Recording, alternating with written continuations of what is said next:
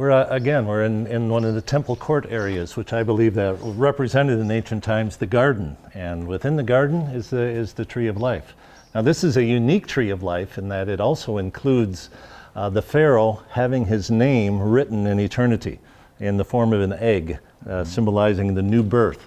So you have Thoth, the god Thoth here, writing on the egg his name, the name of the Pharaoh. And then on the other side you have Amun as well, writing his name on the egg. And even in the tree of life, you can see many eggs just hanging in the tree of life, representing the life. And in each one of those eggs is the name of Ramesses II, as he was really assuring himself that he was going to be living forever with his name written in the tree of life, his name written in the book. Thoth was the one that always kept track of everything in the book, kept track of everything for ancient Egypt. So he was a part of making sure Ramses' name was written in eternity.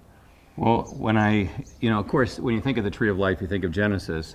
But I wanted to read from the very last chapter of the Bible, which is obviously part of a whole series of not just echoes, but really closure or bookend to the Bible.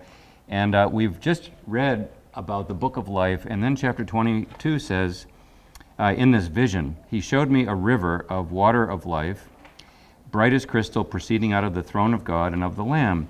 And in the midst of the street, and on this side of the river, and on that, was the tree of life, bearing 12 manner of fruits, yielding its fruit every month, and the leaves of the tree were for the healing of the nation. So everything the Garden of Eden was meant to be, it will be at the end.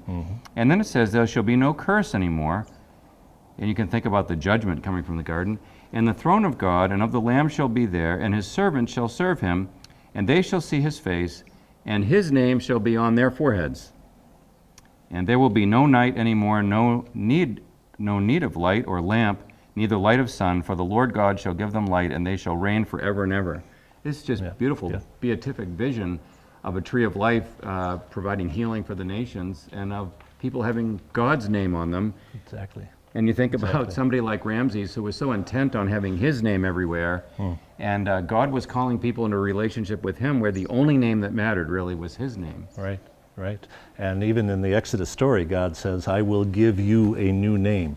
And as they walk out, and because this is the old name, this is the old stuff. And you can even see the fruit, as we talked about, the eggs of the fruit hanging in the tree of life. And of course, the name, one of the names of Israel is the Son of God, or my firstborn son. And actually the judgments on Egypt are the result of Israel holding God's firstborn son captive. Exactly. I mean, all the language that's used for the pharaohs in Egypt, God's using for his own son. And at the end, to set his own firstborn free, the firstborn in Egypt dies to make that liberation possible. Exactly.